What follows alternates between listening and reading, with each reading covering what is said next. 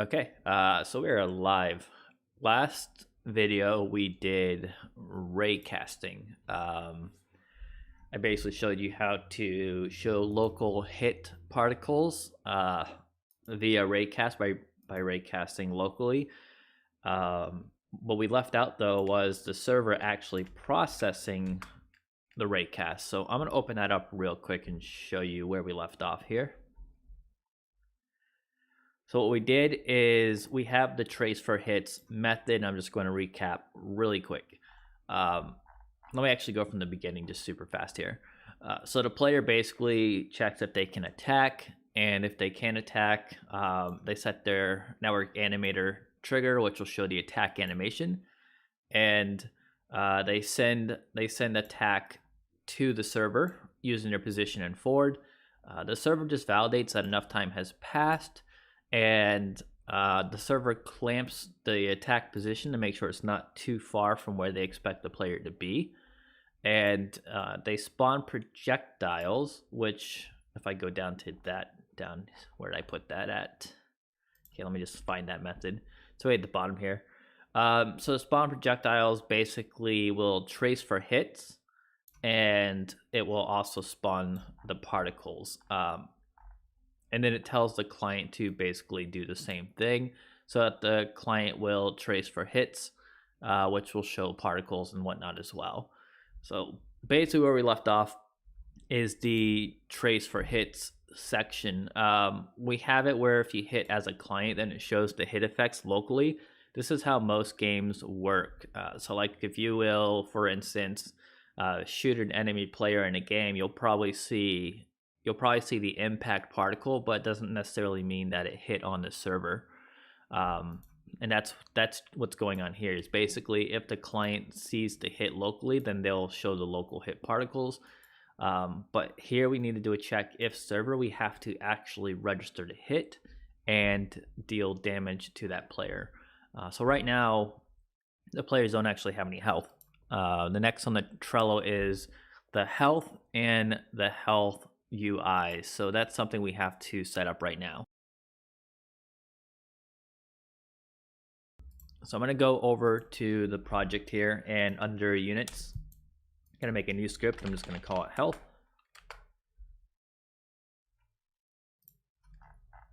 And I'm going to add my namespace as well, just because. All right, so the first thing we need is a sync var, I suppose. So private float health, and I'm just going to start this at 100F. I'm going to make it a sync var, and it's not recognizing the type because it's not a network behavior. So I'm going to make that a network behavior.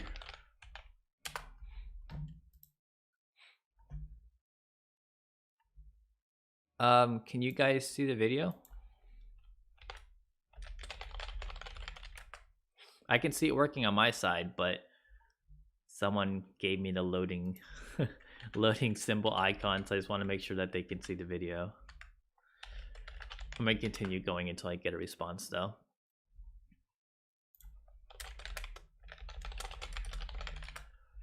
All right, good. So video is working. So basically I have a sync var. We already talked about sync vars, and it's called underscore health. Now I'm going to make a public float and call it health. And this is basically just going to be an accessor for the health one. So get return health, and I only want it to be private set. So health equals value. And I know there's other ways to make accessors, more condensed ways and whatnot, but I'm just going to do it this way. All right, so it's giving me an error. All right, so I'm getting an error just because this is the same name as the class. So let me actually name it current health. And I'm gonna rename this to current health. All right, current health of the unit. Pretty simple. I'm just gonna put a little tooltip here. Actually, this isn't serialized, so I don't need a tooltip. All right, so now I need a way to deal damage. So I'm gonna do public void deal damage, float amount. Deals damage to the current health. Now, the server should be the only one that's really changing health values to maintain server authoritative behavior. So I'm gonna do server. Now, I've talked about in the past how you should use this to control, should not use this to control who calls this method, but rather use it as kind of a safeguard to know if something is calling it that shouldn't. So for example, I'm using this to know if I accidentally call this method on client. That's why I'm using server, which will output the warning, not server callback, which will not output the warning. But I'm still going to do checks to make sure I only call this on server. So I'm going to do current health equals, actually I'm just going to do minus equals amount. And then I'm going to do current health equals mathf max 0f current health. That way it won't go below 0. Now let's see. Going back down to combat. Now normally I'd probably cache this. I am going to actually cache this just to kind of show you here. Private health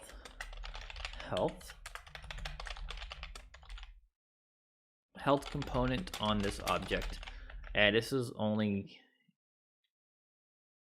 actually this is going to be needed by both owner and server. So you could basically cache this if you're authoritative client or if you're server, but for the sake of simplicity, I'm just going to do it for everyone right now. All right, going down here. Now I'm going to do health.deal damage, and we're just going to do a flat amount of damage. We're just going to do like, let's just say 19F, just as an example. So we're going to do 19 damage to the health. Now what I'm going to do is this is going to spam the debug log, but for the sake of showing you that it's working, just going to do it real quick. All right, so let's go back to the project.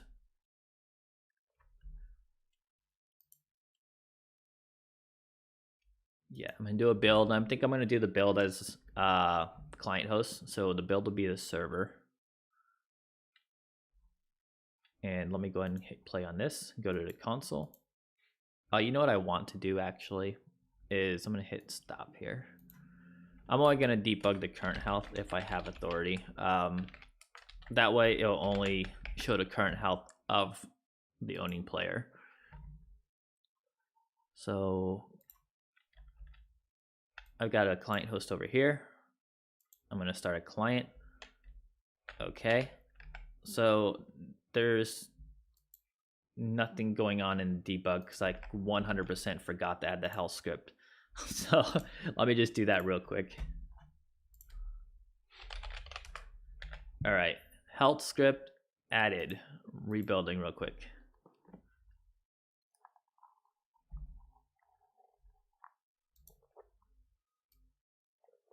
All right, client host, client. So we're getting the spam now. That is working. So I'm gonna go ahead and fire a shot. So I can see that the shot's hitting, but it doesn't look like, I'm not seeing the hit particles on this side though. It's definitely hitting that client down there, but the health doesn't seem to be changing. So something is definitely not right. So let me go ahead and stop host here. Let's go back over combat. If base is server, health deal damage 19. I'm just gonna make sure this is actually firing. I don't see why it wouldn't, but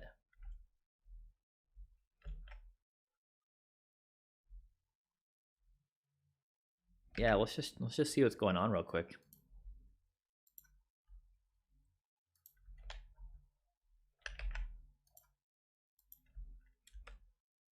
Okay. I think it's dealing damage to itself. I'm pretty sure it's dealing damage to itself. So I turned off the colliders to prevent the ray from hitting itself, but it still seems to do it. Is server doesn't work on a mono behavior. If you want to check for is server on a mono behavior, you just do network server.active or network client.active. Those are the two ways to check if you're a client or a server on a mono behavior.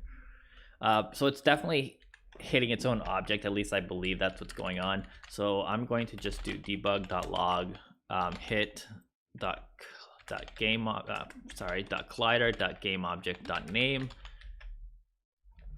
So I'm going to print that out, and then I'm going to just get rid of this debug because it's kind of in the way. Now, if I'm right, I shouldn't have to have another client in. I should be able to see that hit. See, it's not showing that it's hitting here, which is weird. So I'm probably just doing something really silly. Even layers, yeah, layers will work, but I prefer not to do separate layers for owner and spectator because that just adds more complication.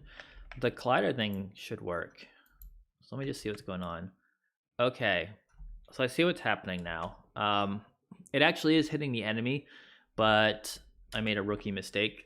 I have the visuals as a child object, and that's where the collider is, when I should be getting the top object. So that was my bad. That's why it's not working. So let's go back to combat.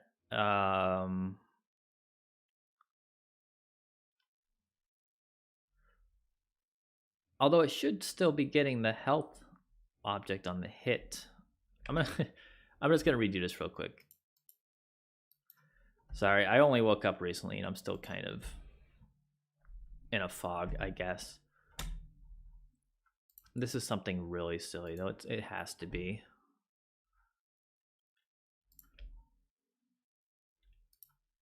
All right, so I'm just going to, this is the second player right here. So I'm just gonna rename this to visuals 2 and then player 2. So now I know it is definitely hitting the other player.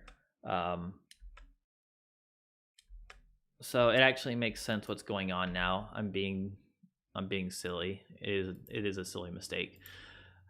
What's happening is that the code is working very properly. My brain is just not. So the health script is on the current player. So basically I was dealing damage to myself. So I need to get the health script on the hit player. So it's going to be h equals hit.collider .transform.root get component health, because the health is on the root. Now if I do it this way, now I'm dealing damage to whatever I hit. So I would bet very much that it's going to work this time. All right, do another quick build. And yes, I know it's gonna, the question about parallel sync and why aren't I using it and is it good, etc., blah blah blah. Yes, parallel sync is really good. No, I don't need it right now because my compile times are so quick. It's actually quicker to just compile than to use parallel sync. All right, so this is the server, the one in the build, and the client's down here printing out their health, and I'm shooting them, and you can see that the health is dropping, and you can see that it is capped at 0. So that is all working as intended. We don't actually have a die or respawn or anything like that yet, so I'm going to get to that at some point, but not now. What I want to do now is add a UI to show your current health. So let's see what we've got here. Let's get rid of this code because that's just obnoxious. We don't want to spam debug trying to see our current health, right? So let's go back to this, and what canvas is this? This is the name canvas.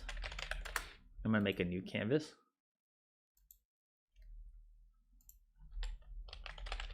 Call it health canvas. Okay, and let's go to 2D. There we go. Make a new UI, and I'm going to do a raw image, and it's just going to go in the top left corner. Just going to resize it a bit. All right, I'm going to make this red or green. It doesn't really matter. It's just to show your current health. And I'm going to, this actually has to be a regular image. Let me change that to a regular image. The reason it has to be a regular image is because I need to make it so that I can make it a fill type. And I don't think you can do that on raw images. You're going to notice though that there's no fill type in this image either. First, I'm going to remove the Raycasters because I don't need the Raycasters. That's right now I'm just setting the scaling. I don't know if I actually did this on the other one. I'm going to check real quick. I did not, so I'm just going to paste that. Okay, it won't let me paste it. So real quick, I know I'm getting a little sidetracked here, is I like to set my scaling to my ideal resolution, and I like to set it to match width or height and set it to 0.5. I found that works the best in most situations. I'm not going to go into details about scaling and all the weird tricks on it because it's a pain in the butt, but that's what I use and it tends to work pretty good. So now I need to resize this because it got really tiny. And the reason you don't see the option here to show a fill is because you actually have to specify a sprite first before you can. So I'm just going to pick a random one here. It's something that's included with Unity. And I'm going to change it from sliced to filled. And I'm going to do horizontal. And yes, it looks horrible, but it will get the point across. And now I can do this. You can see this is going to be my health. I'm going to change it to green again. All right. Now we need a script for this. And basically what we're doing, and this is something else that comes up a lot, is how to show your current health on a UI, or for example, how to connect the player to the UI. And we've actually already done this in a way with the name input thing, which is also really small now. So I'm going to fix that. Yep, I will answer your question in just a moment. Let me just resize this because I did all the changes and now everything's probably like really small. Where's my text? What was I just typing in?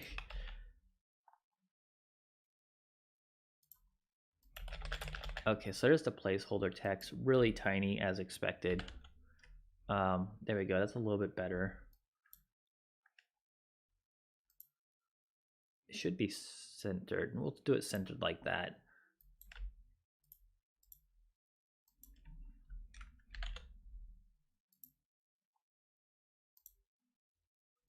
This isn't really terribly important what I'm doing here. I'm just prefixing things to my resize. All right, so as I said, though, we basically did it with the player name. We made it so that whenever the players spawn, whatever's in the name links up with the player. And if you missed that, we're going to basically do it again. So what I'm covering today is basically how to reduce health on the server. And I'm setting it to a sync var in this case so that it automatically syncs up with clients, but I'm only calling it on the server. And right now I'm setting up a UI to show your current health on the player. And that's where we're at right this moment. So what I'm going to do is I'm going to go, I'm going to take this set name canvas and I'm just going to duplicate it and go to clients. This is very poor organization. Please don't judge. I know it's bad. I would normally have like subfolders on subfolders right now. So I'm going to call this health canvas and I'm going to open it up. And again, this was duplicated from the set name canvas. All right, so I don't need the TMP field, but I do need an image. And that is using Unity UI. Health image. And the reason I copied this is because I'm going to be using a lot of the same stuff. And I don't need the last value. And under update, I'm going to change this to, I guess I'll just change it to call update health or health image. I'll just call it update health image. I'm going to make a new method called private void update health image.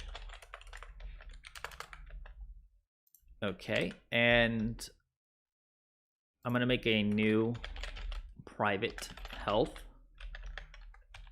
This is using the getting started units namespace. So this is the health script we just made, and it's going to be called underscore health. So now I'm just going to do health image dot fill equals, and I need to do a really quick thing here.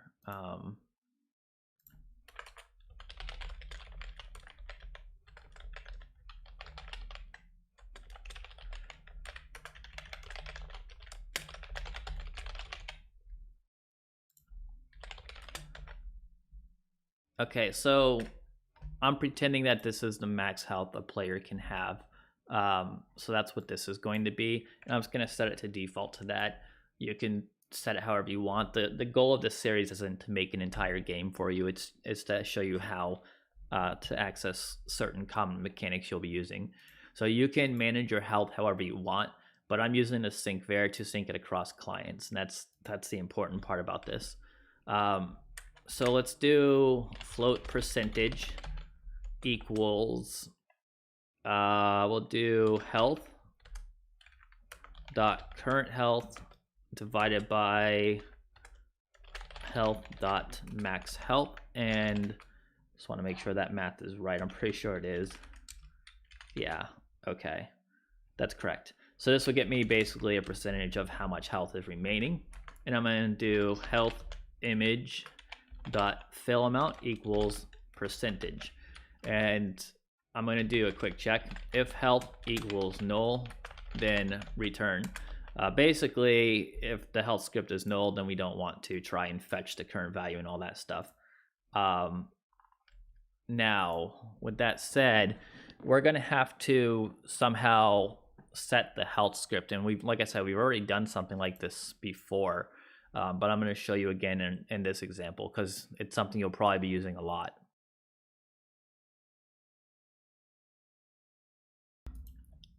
So before, I did it with the set name in order to get the name values.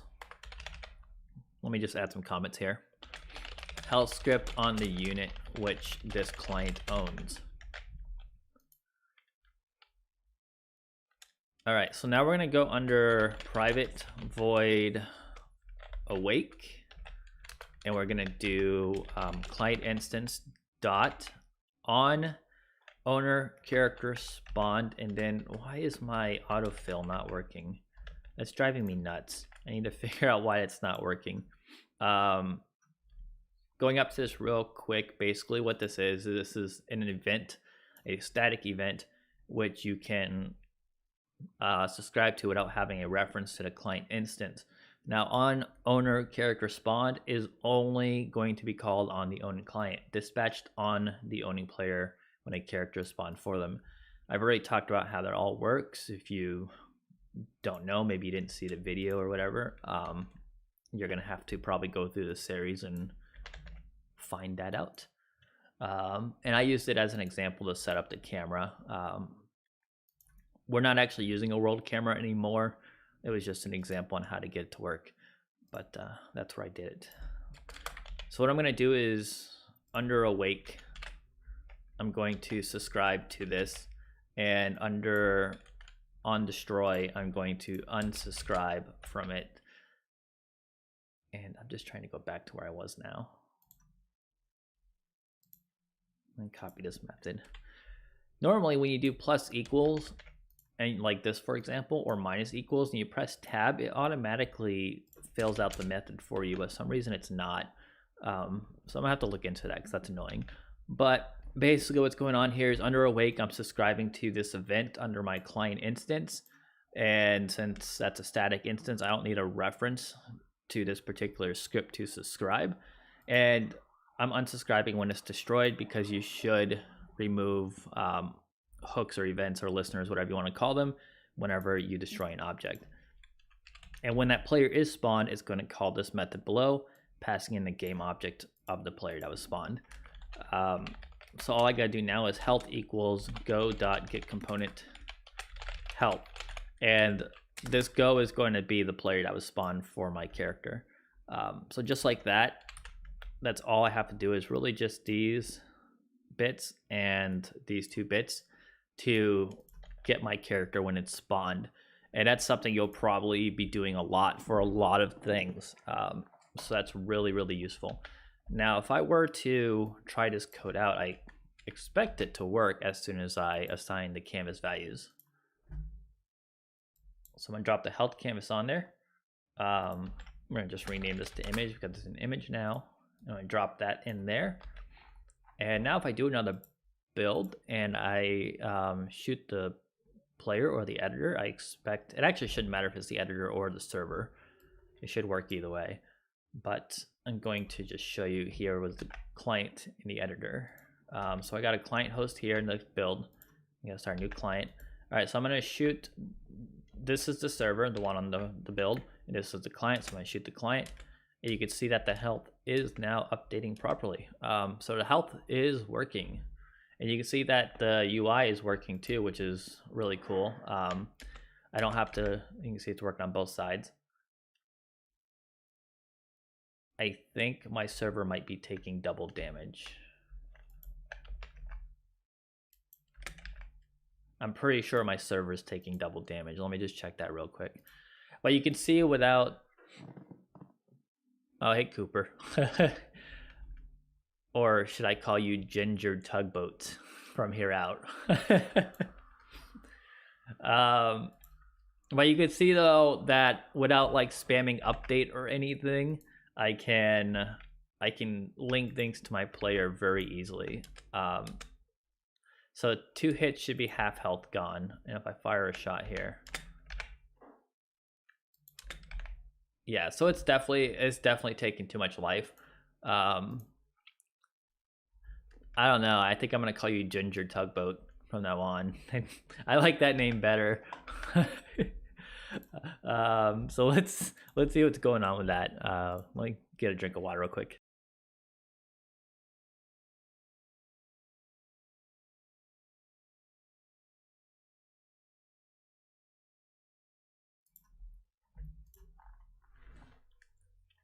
Okay, so I very much suspect that if I was running it as a server build only, this would not be an issue. But it is running twice. So what's probably going on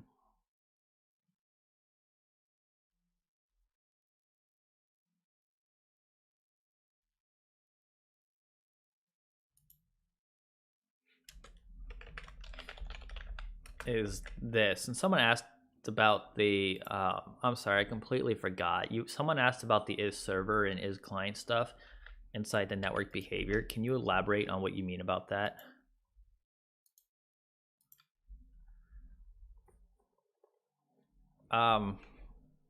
Kind of. My partner's at work right now and tomorrow, I think. What is today? Today's Saturday. Yeah, so she's actually at work today and tomorrow. So we're gonna have to do something on Monday, probably.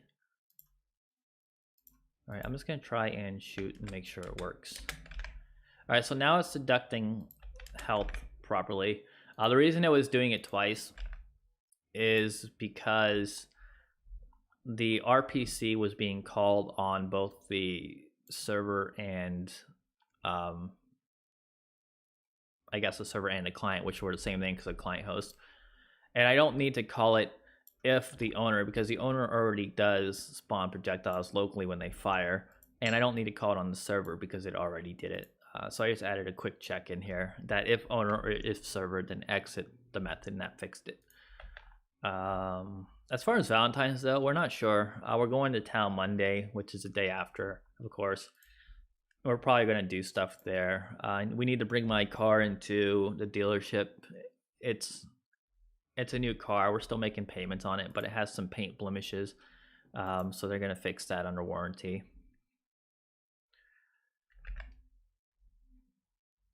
All right, so let's see. I'm just gonna take a quick look at the Trello. So we got the health sync there out of the way, and we got the health UI out of the way. Now, when the player loses health, we don't kill them or anything like that. They don't die yet. So we need some sort of respawn system, right?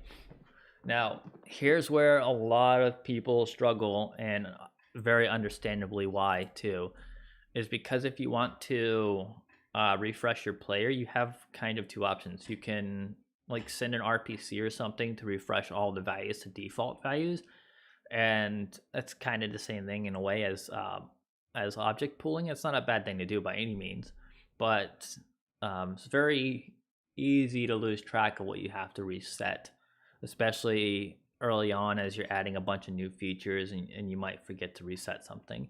So what a lot of people do is they want to just destroy the object and respawn it. That makes the most sense for early development, I suppose, and getting it going. Now, the problem with that is a lot of people set the player object inside their network manager right here, and you can't actually destroy the player object. Mare will throw a fit if you try to destroy the player object, aka the player prefab. Now, here's the thing I want to point out. If you've seen the earlier series, you already know this, or earlier parts of this series, I should say. You'll see I have a client instance, which is as my player object, but that's not actually like any graphical thing or anything like that. The actual player is this guy right here. So this is the player, which is a visual representation, and this is my spawn character that does all the combat and stuff.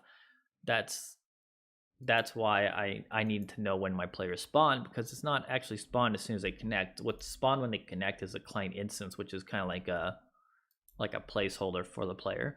But does add a tiny bit more complexity, but the reward is fantastic.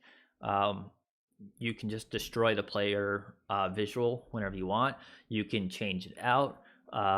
You don't have to use replace for player, which is Mirror API, and it's really frustrating and horrible. Yeah, I mean, resetting the values is great, but like I said, that's ideal. And a developer, or in the real world, and a finished product, that's definitely ideal. But when you're developing real quickly, I think most people just want to destroy the object and respawn it. So that's what we're basically going to do. So the server would be in control of respawning. The server should pretty much do anything that the server can do. Generally, the client is only responsible for visual stuff. So the only thing that's really done on the client is showing visual effects and things like that. Now, I am using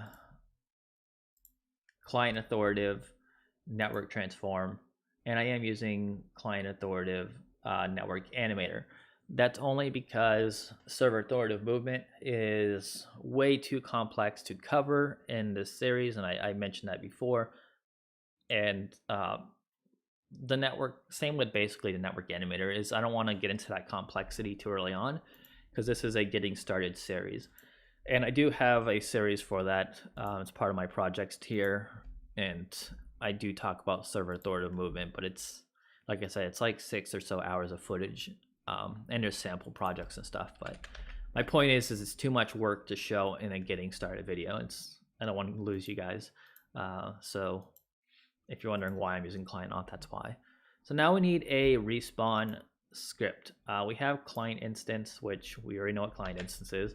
And I'm gonna make this, I'm just gonna call it respawner, I suppose.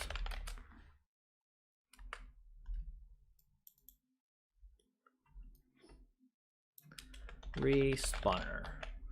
All right, so I'm gonna go ahead and take this and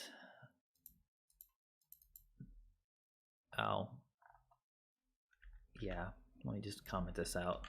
I actually don't need the instance anymore. Here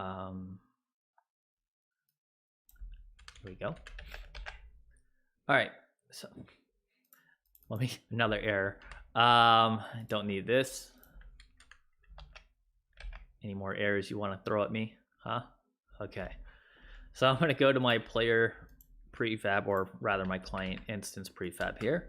And I'm just going to drop on the respawner.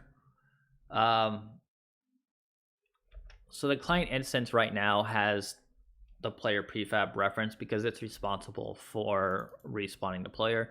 I just kind of threw it all on there just to basically keep it simple. But that is now going to change. So I'm going to take the player prefab here. And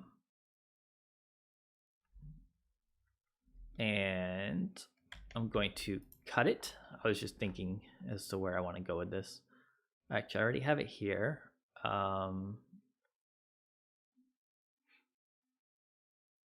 So I am going to make a couple changes real quick. I'm going to get rid of this because it's not needed anymore.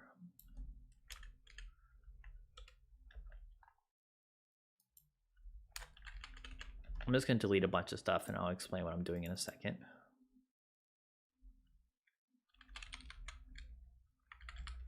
Delete, delete, delete.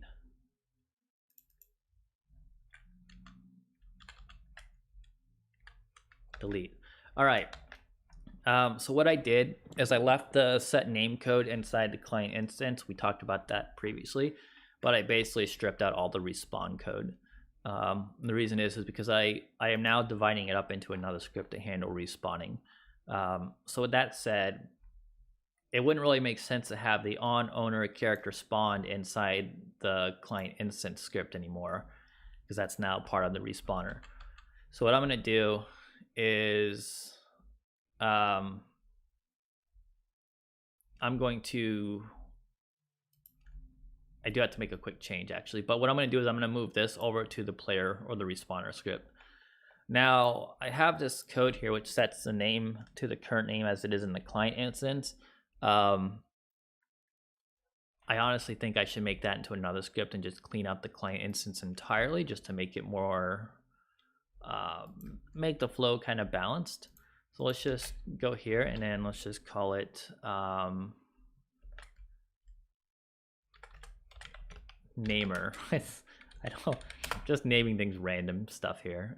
This is the namer script now. All right, so this is namer.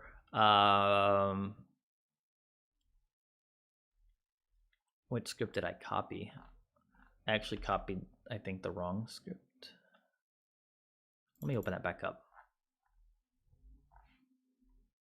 I'm gonna kind of move my stuff over. I'm gonna close everything out real quick because there's a lot of stuff here open. Okay. So basically, I have my set name method, which I'm gonna go down here and I'm just gonna copy this, or cut it rather, throw it inside namer. And there is no current name value because that's in here. This is part of refactoring. It's gonna happen no matter what in your project. I don't need the current character inside here. I don't need the player prefab in here. I don't need any of this in here. This is just for naming. So let me just get rid of all this.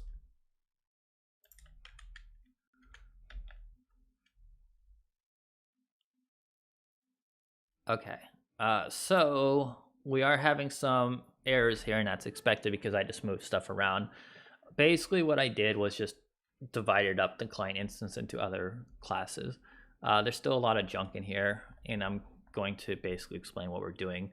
But I'm going to show you how it's really easy to expand upon things on the client instance versus your player prefab. So these are things that are like persistent, that you'll probably always need. Like you're always going to need the player spawner. You're always going to probably need the player name. You can do like player settings and things like that, and they're tied to your client instance. instead of the visual representation or whatever unit you're using for your player. That way you can move the client instance around, which doesn't have any visual representation, and it won't affect the game. But you can still have all those datas that you need. So I went ahead and dropped the namer object on there. There's compile errors still.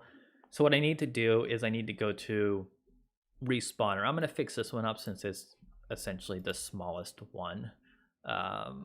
So it's looking for the current character, which does not exist because it's on this right here. So what I'm going to do is public game object current character, and I'm going to make it get and private set, and it'll be null by default. There we go, forgot the semicolon. So this is going to be the current character, which is spawn, nothing new. Like I said, we just moved out a client instance into respawner. So now I need to do private void awake.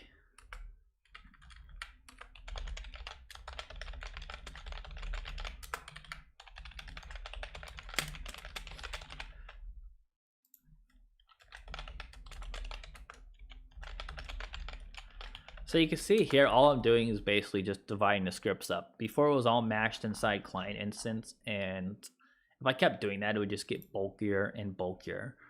So I'm actually just doing this stuff, basically separating like you should be. So I'm gonna do respawner dot current character. If you have any questions, like this is confusing, please type something in chat so I can answer your questions.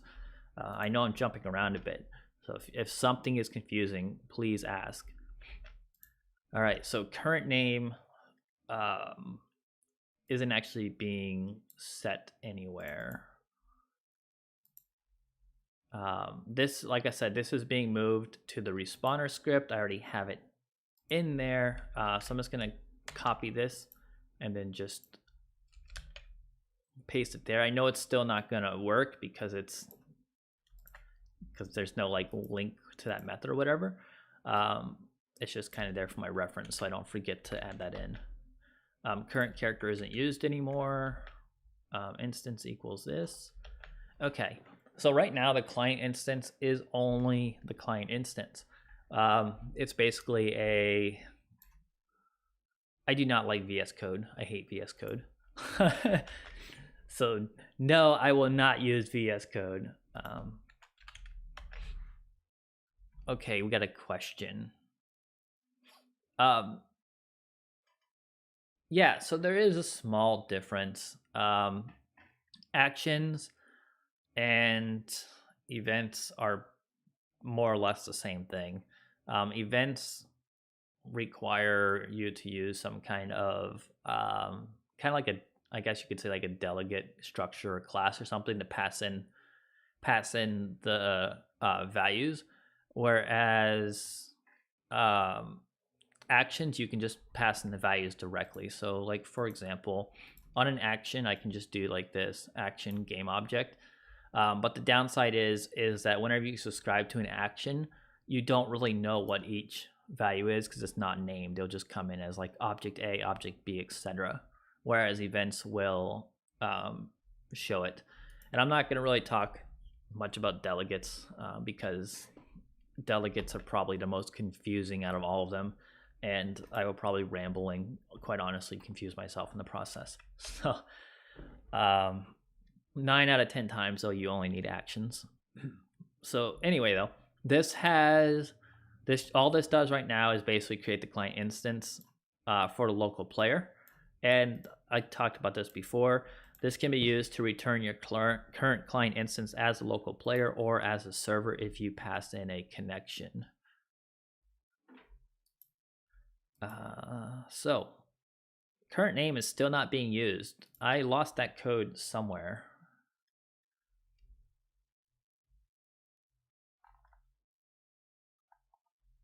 I no doubt have more errors that are not showing themselves. So I'm going to go back to Unity and let it compile. Oh boy, there they are. That's why. Okay. Uh, yeah, I mean, Visual Studio is more bloated, but I very much prefer Visual Studio. My machine is pretty fast, so it loads everything really quick, but I like the features of Visual Studio. There's way more than VS Code.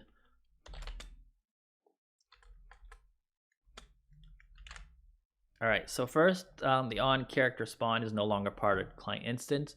It is now part of the respawner. So I'm gonna do respawner r equals client instance dot get component respawner, because they're all in the same object. And this is a world object, so that's what the instance is. I'm basically getting the game object and now the respawner on it. So all I'm gonna do now is just go r dot on owner character spawn plus equals. This is a static static event, but doesn't actually have to be now. It does actually have to be. I lied. Sorry. So I'm making a mistake here. I don't need to actually get a reference of respawner because this is a static event. So it's going to be respawner dot on owner character spawn instead of client instance. And the reason it has to be static is because, or at least in this workflow, is because the client instance won't be spawned until you connect, but the health canvas is going to be present immediately. So we need to have a static event because that's the only way to make it work without really probing for when the respawner client instance spawns. All right, so we got that fixed. Let's see what's next. Same thing. Respawner.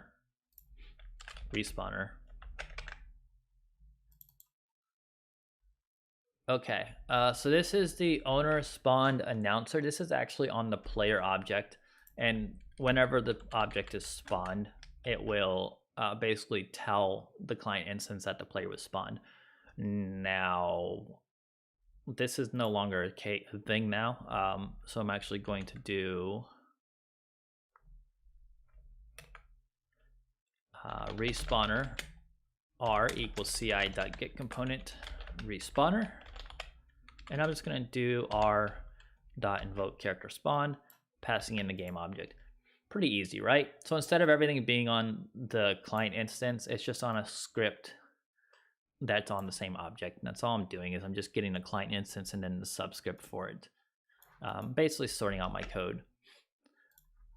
I haven't used Visual Code in a while, but when I did, it lacked a lot of things I was used to. Like a lot of hotkeys were different or non-present. A lot of syntax highlighting was gone. Certain things like for example, where I would do plus equals and tab to get the method, that wasn't there, I believe. Now clearly it's broken in Visual Studio too, and that's frustrating. I'm gonna need to fix that. But that I just had a ton of issues, and everything I wanted to do in Visual Code required installing some sort of plugin that usually didn't work because it was outdated. So I just said no thank you and got rid of it. I'd rather face a couple seconds extra load time and have it just work out of the box. All right, so again, set name canvas, we changed it to a player namer instead of the CI. So now we're just going to do another quick thing. Namer n equals ci.get component namer, and instead of ci.setName, it's now just the namer.setName.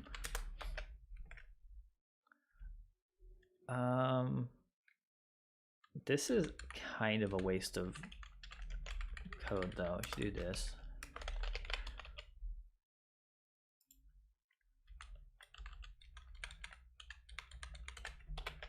There we go. All I did was basically do the check for if the name has changed or hasn't changed and exit the method. I put that up front, and then I put the actual fetching after, because I feel like this is going to be slightly less expensive than calling get component every frame.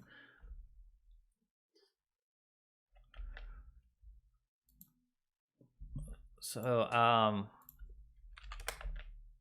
trying to see if there's any more errors, I suppose. I can get a drink of water here real quick.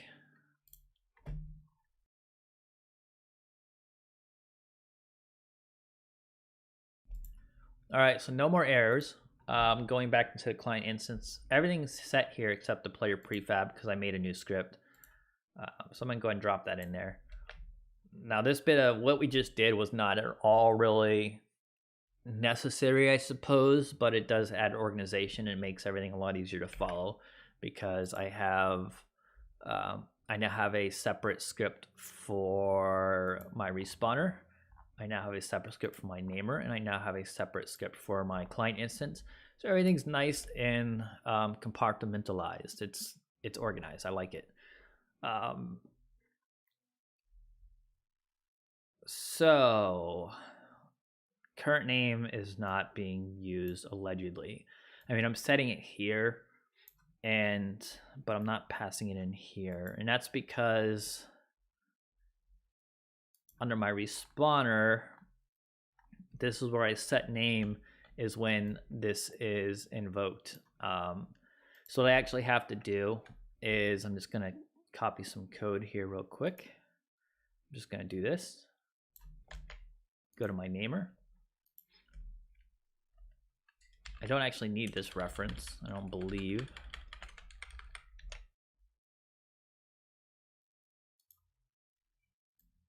Take this as well. And I'm just going to take this.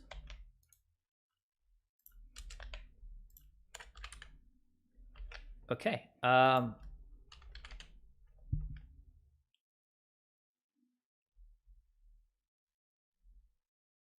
I did actually need the reference here, didn't I? Well, darn it. Let me just put that back.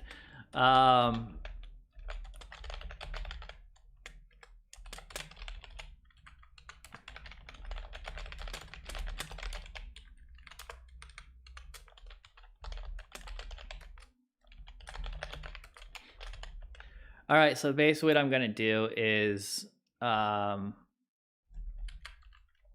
just gonna do if go doesn't equal null, then set name current name. There we go. So basically what's gonna happen is the namer script is hooked into when a player respawns, and when they do respawn, it's gonna get the go for that player, or it's gonna check if it's not null. This honestly isn't really needed because I have a redundancy check right here. So I could very well just do this to make it more simple. So what it's going to do is whenever the character is spawned, it's going to call set name, which passing in the current name, whatever is set via the canvas. And this updates the current name to whatever you pass in. Again, a little redundant, but not really harmful. And the reason is because the set name method is also called from my set name canvas where I can set the name for the player, and that's why that is. So basically what happens is on the canvas, whenever you type in a new name, it'll call namer.setName, and it'll set the current name to whatever value is passed in, and if the character exists, then it's going to get the player name script on that character, and it's going to set its name. Just to show you that real quick, this is a script on the player. We've already talked about this. This basically requests that the client can set a name. It'll set a command, which calls on the server, requires authority because only the owner should be calling this. And then it'll set the synchronized name to whatever is passed in. And that is a sync var. So it's going to automatically update the clients, and we're going to have it reflect on the UI. So I'm not going to go over all of that too much because, like I said, I covered that in depth in the previous videos, and I don't want to really waste everyone's time. I just kind of want to refresh. But if you do have questions, just post them in chat. Definitely post them in chat. It's one of those things where I've used Visual Studio pretty much since I've been programming. So I'm really used to it, and even if Visual Code does have all the same features, it's still foreign to me because I grew up on like Visual Studio. All right, so right away, this is a little concerning. It might just be the canvas, but I'm not actually seeing the name on the character. I don't know if I broke something. I might have broken something. I can find out real quick though, because if I go to my player here, which is the client host player, I know this is a client host player because it's higher up in a hierarchy, meaning it was spawned first. So if I go to canvas text, the text is just empty. So if I fill it out,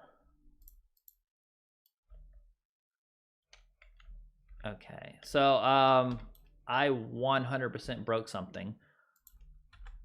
Yep. Okay, so let me just try again real quick. Yep.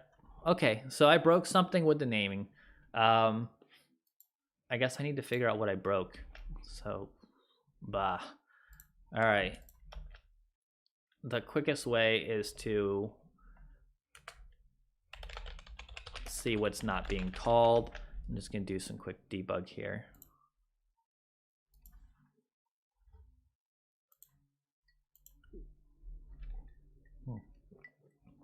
That should not be getting spammed like that constantly. All right, so that's spammed until I actually type in a value. Let's just do a quick. That's probably always been a thing, and I just never probably knew. So let's see. This is being called because of update on line 18 and then line 34. The reason that's being spammed is,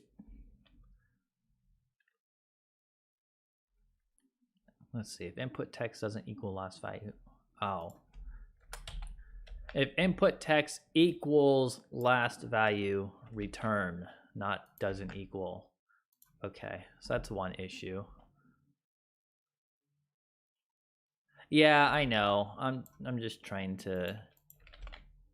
Okay, so I think that's all it was that stupid inverse check I had, because this was somewhere else and I just copied and pasted it, but I actually had to fix it there. So let's go back to player name. Let's get rid of this. Let's just do another test.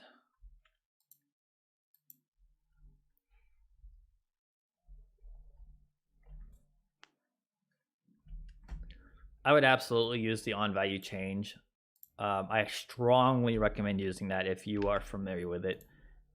I know most people use update, even though I don't really agree with it, but okay, let's see if it updated. Great, good. So it is working now. All it was that silly inverse check. It wasn't anything to do with the changes of breaking apart the client instance. And just to go over that real quick, what I did is before I had it where if, I'm just gonna copy this just to show you what I changed. This was gone before, and it was like this. So it's basically saying if the input text doesn't equal the last value, then that means it is changed. Then go ahead and set a new name. But instead, what I did was I deleted this part, and I just copied and pasted it up here. And I meant to do if input text equals last value, then exit method. In other words, if it didn't change, then exit the method. But I had it like this. So when it did change, it was actually exiting the method instead of the opposite. So that was a really easy fix. All right, so we got the, let's see what's on the to-do real quick on the Trello. Oh yeah, right, respawning. Of course, the respawning, you can see how easily I get sidetracked. This is just development too. Like, this isn't just like me being, ADHD. If you're doing one thing, often you'll have to redo something else or make changes to make that happen, and you just end up down a rabbit hole. And that's just programming, especially game design. So be prepared for that. If you think your game is like 90% done, it's probably like 50% done if you're lucky. So that said, we got the respawners separated, and the reason we had to do that is because we needed to be able to respawn the character. Whenever the local player starts, basically whenever the client loads in, they ask the server to respawn them immediately. That's what this is. And then the server calls network spawn player, which will instantiate the player, and that's fine. That works completely okay. So So what we're going to do now is we now need to go back to the health canvas. And this should be pretty easy to do, especially with our setup. So let's go back to the health canvas and let's close everything out but this. All right, so let's say this is only called on the server. We already established that. Let's say if current health is equals 0F, then we're going to the player is dead. So player needs to be respawned. All right, so what we're going to do is very simple. We're going to do network server, because this is a networked object. So we're going to do network server dot destroy game object. And this will basically destroy it over the network. And again, we're calling this on the server. That's very important. Now, one thing I'm not sure of is when we call network server.destroy, I'm not sure if that will wipe out the connection to the client when we do this, or if it's like the next frame. So what I'm going to do is I'm just going to cache the connection real quick. And I've already talked about what this is before. If a client has authority over this object, then this will be the connection to that client. So I'm just caching that real quick, and then I'm destroying the object. And now I'm just going to do client instance. I need to set the using there. CI equals client instance dot return client instance, passing in the connection. As I said, if you're on the server and you pass in a connection to the client, you can get the client instance for that player. Super handy. Very, very useful. All right, so now I'm just going to do if CI doesn't equal null. It should always exist as long as the player is connected, just a heads up. But we're going to do a check anyway. We're going to do respawner r equals ci dot get component respawner. And we know the respawner script will exist because it's on the CI object, so I don't need to really do any checks there. Now I'm going to do r dot, that might not be a public method, so let me just check. Back in my respawner, I'm going to make this public. Public network spawn player, again, only called on the server. r dot network spawn player. Okay, and I'm going to save. I'm just going to try it out real quick, and if it works, which I suspect it will, I'm going to go over what I just did real quick.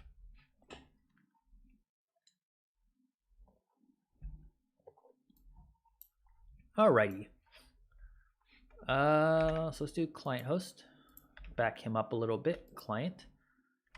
All right. So I'm gonna move the client. I'm gonna make him face this way because when it respawns, it'll probably respawn facing the way it just was. And that way we'll know that something happened. Now I'm gonna shoot the client. You can see the health drop a couple times. Okay, so the player lost their health. Oh, they must have had like a smidgen of health left. Okay, so they had a smidgen of health left. They lost their health, and then they respawned. So I'm gonna rotate real quick. Just look at the player, and you can see that it is definitely working. It's definitely respawning. So let's turn this character around here. Look at the server. I'm gonna turn the server right just a little bit. I'm gonna destroy the server and see if it works. There we go. Perfect. So respawning is absolutely working. I'm gonna change that damage value though, because yeah, that was confusing for a second. So I'm gonna set the default damage of like 20. That'll destroy it in 5 hits. No more confusion. So yeah, the respawning is working. Now, that was actually pretty easy, right? I mean, what did I actually add in for extra code to make the respawner work? Not really a lot, right? Now, I did separate all this code into their own classes, but that very well could have just worked if I kept it inside the client instance. I just want to organize it because there's no reason to have all that code stuck together. Now, all I really did is I made the health script, which was kind of unrelated to respawning. It was completely unrelated. And all I did was add this check. If 0, then get the connection to the client, destroy the player object. Nothing fancy there, right?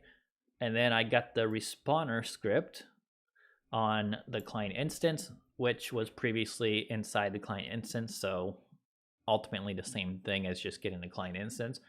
And then I just called network spawn player, which already existed. I just made it public. So yeah, that's it for respawning. Super easy, right?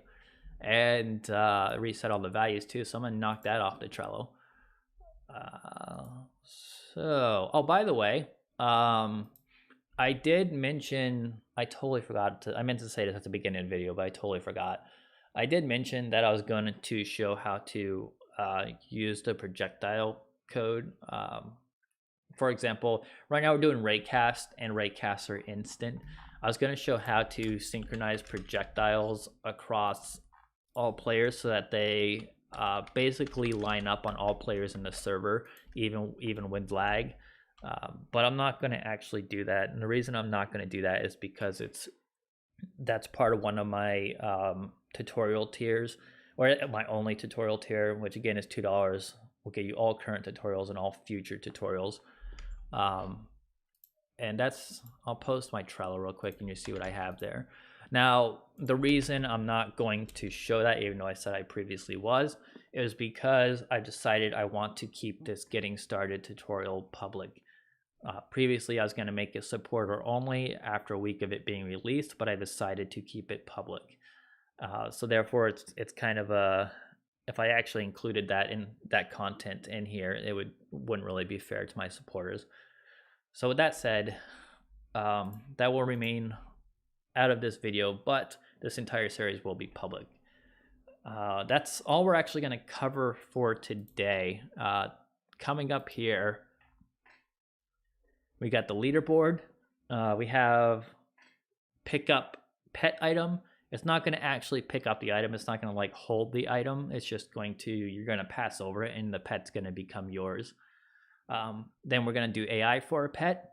We're going to do AI for enemies. I don't know if we're going to do AI enemies, to be honest, because the AI pet is basically an AI enemy. I'll think about that. We're going to do game modes, and I have visibility on here. I don't have any clue when I added that to the card or what I was thinking when I added that. Visibility basically controls what objects you can see as a client and what messages you get. I think it is important to have that covered. I just don't know where I'm going to fit that in yet. But yeah, so we probably still have a couple more streams ahead of us. I don't think that's all going to get done in one stream by any means.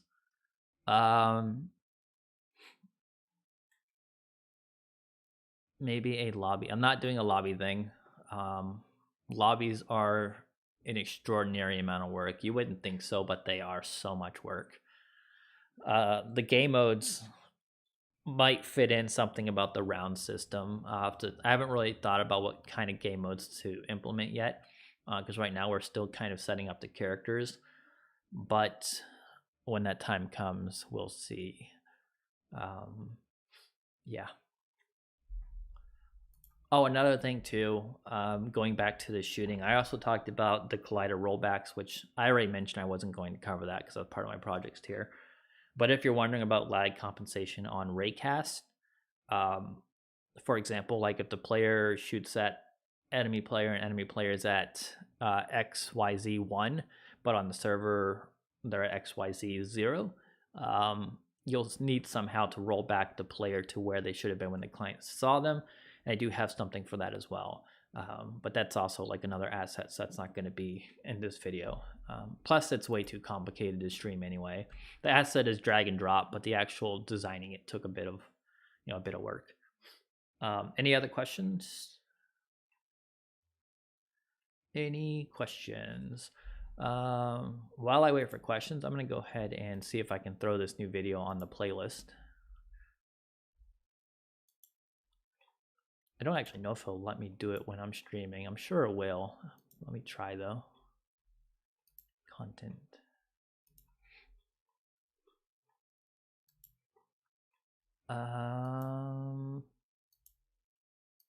Any questions? Okay, well, let me add it to a playlist. So I added this video to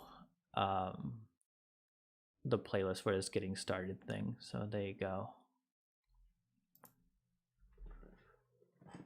Okay, it doesn't look like we have any questions, and I can see people are jumping off. So thanks for watching, and as always, I do have a Discord.